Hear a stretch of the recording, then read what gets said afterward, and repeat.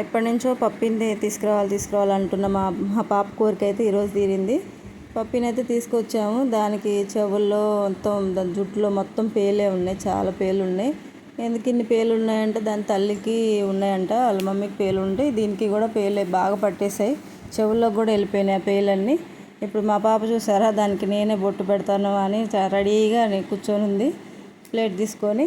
అస్సలకి వద్దు అంటే పప్పి మనకి ఎందుకమ్మా, మనం పెంచలేమంటే వినలేదు. నాకే అంత ఇంట్రెస్ట్ లేదు, కానీ మా పాప కోసం తప్పలేదు.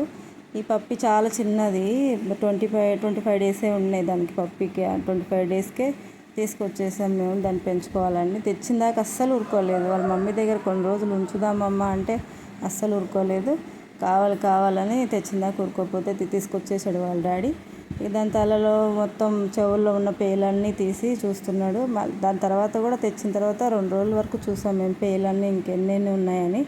దానికి పేలు పోవడానికి షాంపూ కూడా తీసుకొచ్చాము, షాంపూ కూడా వాడాము. ఇప్పుడు దీన్ని తీసుకొచ్చి కూడా 20 డేస్ అయింది. నాకు ఈరోజు కుదిరింది మీకు చూపించడానికి. దీనికి పేరు కూడా మేము ఒక 2 పేర్లు అనుకున్నాం, షాడో అను లైకా, ఏదో ఒకటి పెట్టేద్దాంలే అనుకున్నాం.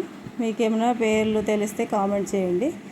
చూస్తుంది ఎంత గుడ్ బాయ్ లెక్క ఉంది. ఇప్పుడు ఈ పప్పి ఇప్పుడు 20 డేస్ అయింది కదా తెచ్చి, ఎంత అల్లరి చేస్తుందో, ఎంత బట్టలన్నీ కొరికేస్తుంది, అన్నీ మా కాళ్ళు కొరికేస్తుంది, ఎట్లా చేస్తుంది. ఇప్పుడు చూడండి ఎంత గుడ్ బాయ్ లెక్క, ఎంత క్యూట్గా ఉందో.